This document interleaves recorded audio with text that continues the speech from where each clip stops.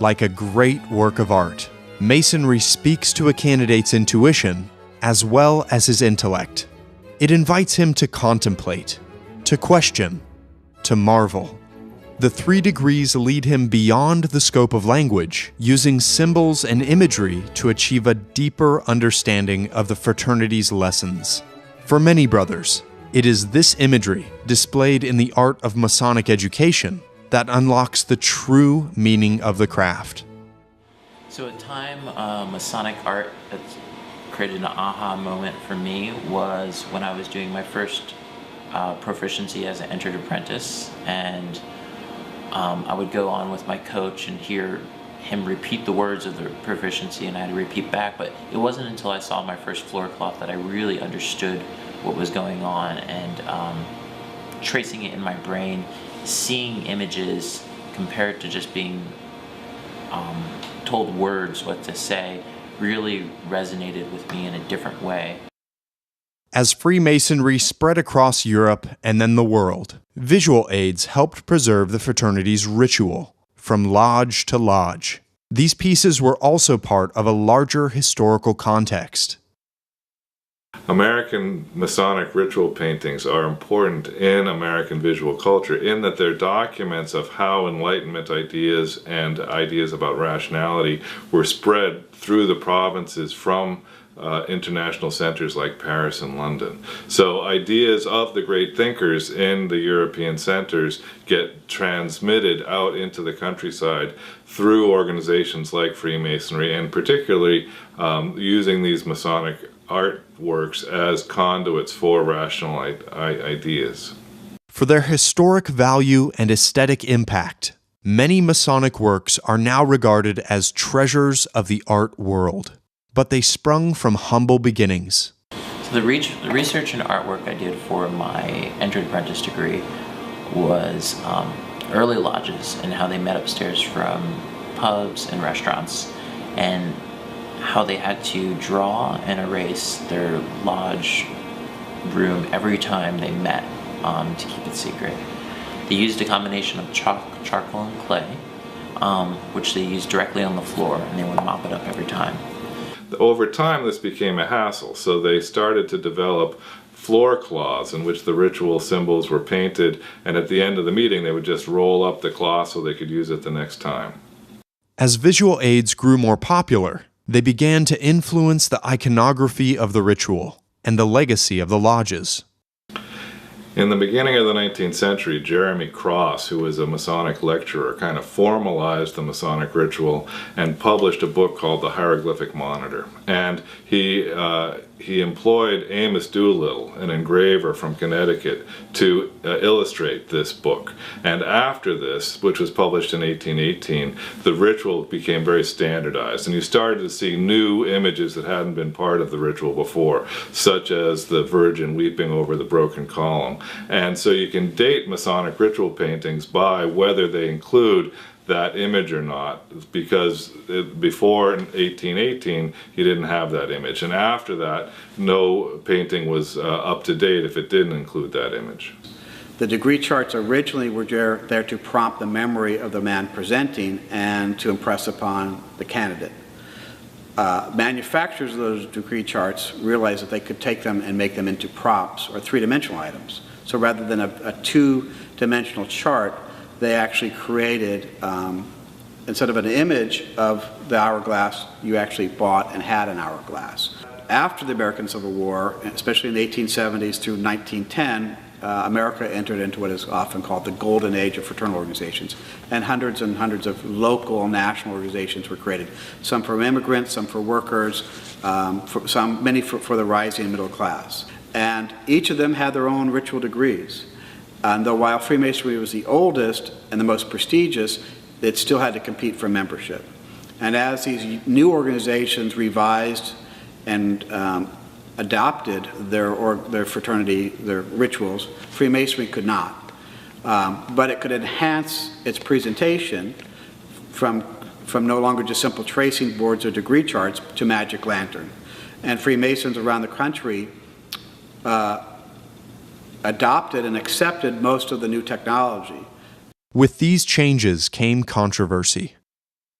While floor cloths and tracing boards today are accepted in many jurisdictions, early on the floor cloths met with some resistance by Grand Lodges and maybe a little bit of controversy. The form of a lodge, which the floor cloth describes, was secret. So you have a permanent representation of a form of a lodge with all the symbols that, well, today we may say, well, they're just only symbols, they're like hieroglyphs.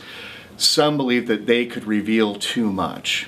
And so, for instance, the Grand Lodge of Scotland was not too happy with lodges using floor cloths, but had to relent because they were so widespread they couldn't stop the use of them. And so these floor cloths and eventually the tracing boards proliferated all throughout the craft. In California, the Grand Lodge pushed back, issuing a stern ruling in 1938. Leslie Wood, then the Grand Lecturer, was very concerned about these emblematic charts and also the use of slides in the lodge rooms. This was precipitated by a lodge's attempt to exemplify the third degree in film. Now, of course, we have done educational videos about the lectures since, and I believe that that's what that lodge was attempting to do. But it concerned him to such a degree that he decided to ban all visual representations. Any slide, map, chart, or picture of any nature, showing in part or in whole the secret work of the 3 degrees of Masonry, is contrary to the laws of the fraternity, and in violation of the obligations of the order. And no lodge in this jurisdiction shall use equipment, or in any way shall it or any Mason be in possession thereof. Had the ruling taken the idea of secrecy too far? Did such visual aids truly reveal too much? Regardless, California lodges rushed to hide or destroy their degree charts and slides. Many artifacts were lost forever. Those that were lost live on in other ways, their imagery still visible in the designs of Masonic regalia and in the details of historic buildings. In their stead, California Masonry is evolving once again, recently producing a new teaching aid for a new generation of candidates.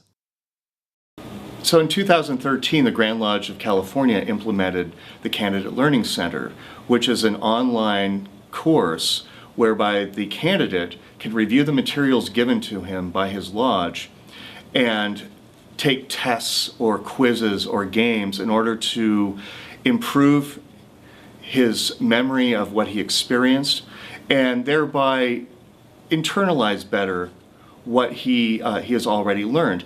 In a way, it's sort of an online emblematic chart. The Candidate Learning Center uses a very diverse platform by which we can use the traditional artworks and then also videos, hyperlinks for websites. So the candidate gets much more than just a pamphlet or much more than just a picture. He gets a total experience.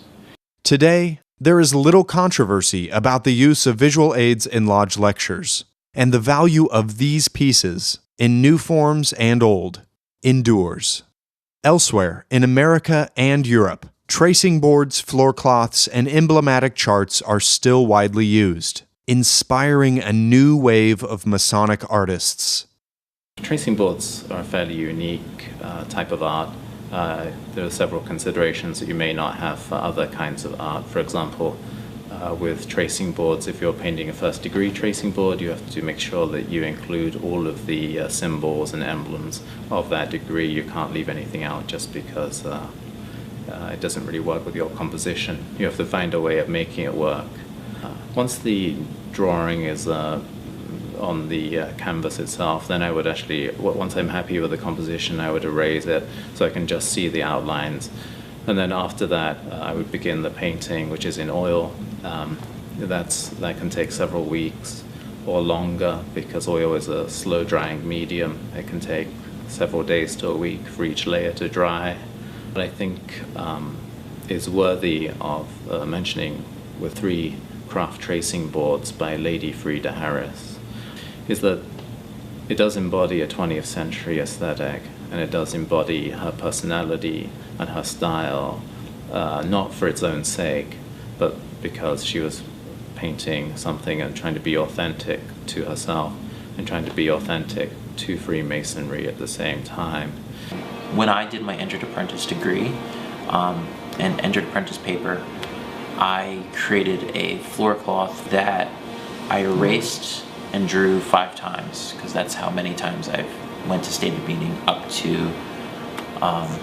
when my paper was due. It really solidified all the lessons I learned in my proficiency. Masonic imagery has enriched my life by looking at the world around me in a different light. We can see Masonic symbolism incorporated in different buildings and public works, and that teaches us the same things that we're learning now when we look at a tracing board or a floor cloth today. We can also look at different cultures and even 2,000 years ago, and they would use the same symbolism as we're using now to help people back then in the same way we're helping people now. The symbols, stories, and lessons of Freemasonry come to life in its art. These visual aids are at once artifacts, teaching tools, and works of art. They mark a Mason's mind and his memory. They appeal to his sense of beauty and his pursuit of knowledge. In the tracing boards and floor cloths of old, in the slides and videos of today, art and education exist side by side. They are portals into the education of the heart, where language fades and understanding springs forth.